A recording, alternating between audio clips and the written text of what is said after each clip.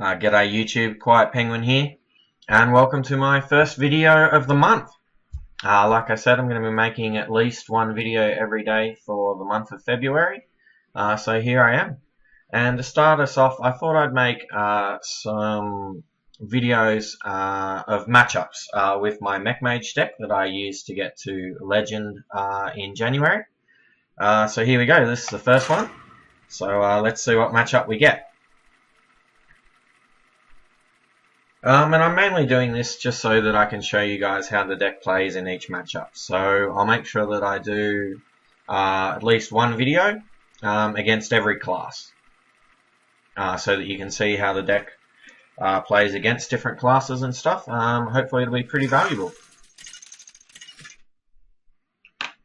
Alrighty, let's see, who are we up first? Alright, Paladin. Okay. One of the things that I really like about this deck is every matchup is legitimately good. I'm actually not lying when I say that. I'm really happy to play almost against anything here. So he kept the second card from the left, so that's important to know as the game progresses. Just it's interesting as well to see what he kept. So against Paladin, we want to mulligan for early game minions, such as Annoyatron, so we're going to keep that one. And we're actually going to mulligan the other two.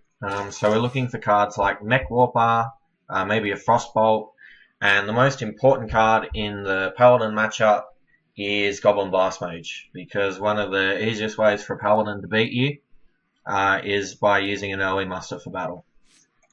So let's hope we get a Goblin Blast Mage. Nope, but that's a pretty good hand. I mean, we've got a second 2 now, which is good. Snow Chugger is really good in this matchup as well, just because like we can freeze his face, stop him from using either the Light's Justice from a muster, or like True Silver Champion, that kind of stuff. Cogmaster, where were you turn 1, dude? Alright, so we're just going to play out the Snow Chugger here. There's no reason to play Annoyatron over it. Like we don't have any minions to protect. Paladin doesn't really have a way to deal with this on turn 2, so we're pretty happy just running it out. Now we can start freezing him. So if we get it like a hit in next turn, we're basically turning off True Silver Champion, and for multiple turns too, because we're going to be able to back it up with an Annoyatron. Alright, Cogmaster number 2. So we've got a pretty easy turn 2 here. We're just going to play out an Annoyatron and a Cogmaster. And now our decision is, do we want to kill off this 1-1, or do we want to go face? If we kill off the 1-1, we get to save the Divine Shield on our Annoyatron, and if we hit face, we get to shut off weapons like Muster for Battle or Coin True Silver Champion. Yeah, so that's our options. I'm going to go face here. I also like getting the damage in. And that's a pretty close scenario there. Like I can see arguments for both, but I think attacking face is slightly stronger just because like we've got this Annoyatron here to protect our minions. Like if he puts his 1-1 into our Divine Shield, we just don't really care. We are an aggro deck as well, so we really need to get that face damage in. Let's see what he has here. Dun dun dun dun. He still hasn't played the card he kept yet. Muster. Alright. Goblin Blast Mage off the top, please. Please, one time. One time, deck. Come on. One time. Alrighty. So we don't get it, but that's alright, because here we need to be mindful of next turn he could play like Consecration, which means we really want this to be going face. We don't want to get 1 damage on it, so that it dies to a Consecrate. So what we're going to do here is we're going to play a Mech Warper, ping a 1-1, kill the 1-1, Snow Chugger face, which turns off the Light's Justice. And even though we really value damage, we're actually just going to kill off the 1-1. So Consecrate here is really not that good for him. I mean, he gets He gets 2 cards, but that's not really a big deal. We're going to have 2 guys left over. He's not getting any value out of this Light's Justice, as long as Snow Chugger's on the board. Yeah, so we're in a pretty decent spot here. We would have been a lot better off if we'd had the Blast Mage, though. Unstable Portal. Alright, this is another fairly easy turn here. We can just trade in for the Harvest Golem, because this guy's not really worth much at 1 health. We can use our hero power, ping this, attack face with everything,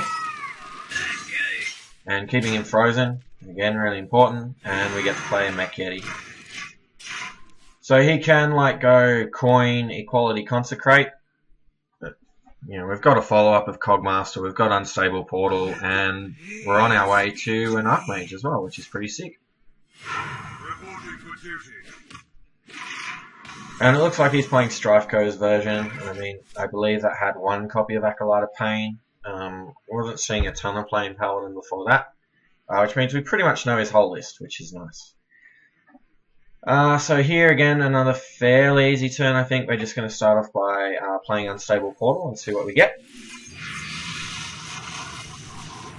That is absolutely disgusting.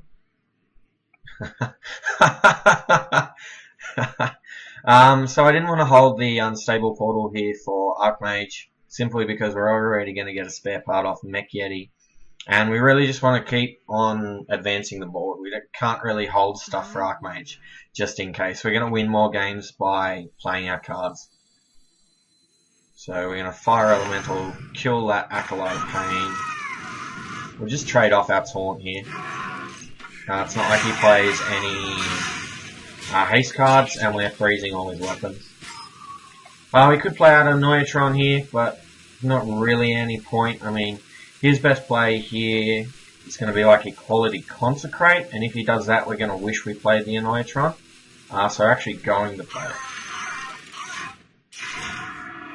And basically that's how I play Hearthstone, guys. So I sort of sit there and I go, okay, what's the best thing that my opponent can do next turn? And in this particular case, it's play Equality and then play Consecrate.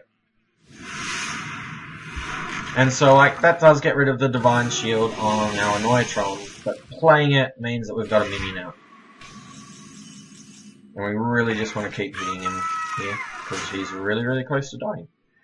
So we're going to play out Clockwork Gnome and a Cogmaster, and just ping him, and then pass. Clockwork Gnome here doesn't really look like that good a draw, but 1, it's another mech, so our Cogmaster's more likely to stay powered up. 2, it's another threat. I mean, it's better than not drawing a threat, right? And 3, it's actually going to give us a spare part for Archmage. So yeah, we're doing pretty good here. Okay, Guardian of Kings. So he's not playing the Strifeco version. I'm pretty sure it didn't have any Guardian of Kings in it. Goblin Blast Mage. Alright, so here we can just play out the Blast Mage. I mean, we really want to wait until we've got more than 1 spare part for Antonidas. And we're still impacting the board. Hopefully we get like multiple hits on this.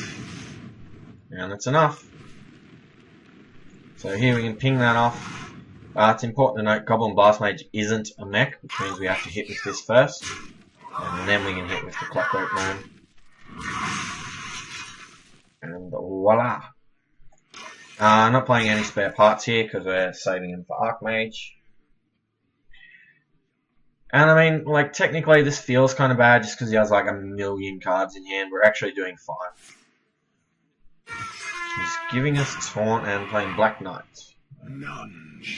That's a pretty cool play. Pretty clever. Right, and he chose to go face with his weapon, which is good for us because we can just go attack. Archmage, we actually screwed up there. I played a little bit too quickly. I probably should have used the reversing switch on this to get an extra damage in. It's probably not going to matter this game, but, you know, better off playing perfect than not, right? And here, normally you would want to just reversing switch the Antonidas is bad because it puts it in BGH range, or Big Game Hunter. And reversing switch the Cogmaster is kind of bad because then he can just hit it for free with Light's Justice. But at the same time, we really don't want to give him another attack power if we can help it. So we're pretty happy just using it on the Cogmaster. If he wants to weapon it, that's fine, because then he's taking even more damage. And with these two fireballs that we've got, even if Archmage dies, we've got 6, 12, 13 damage next turn. Which means he needs to deal with the Archmage and heal, which is pretty difficult to do. So Black Knight comes in.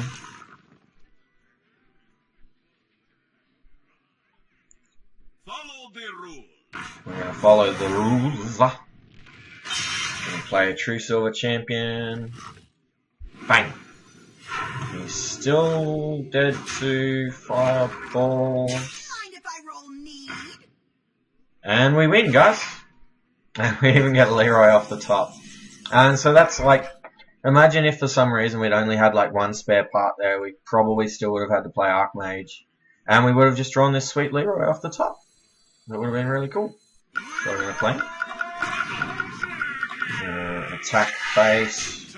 Attack face. Play one of these sweet fireballs. We'll give our opponent the well played. Hey guys, so that's the Paladin matchup. As long as you get on the board early, Paladin can't really do a ton early game to stop your board to sort of get rid of it, especially if you can deal with that muster for battle. Dealing with it early is key, and we were able to do that even without the Goblin Blast Mage. So thanks for watching, guys. Please like, comment, and subscribe, and I'll see you guys in the next video.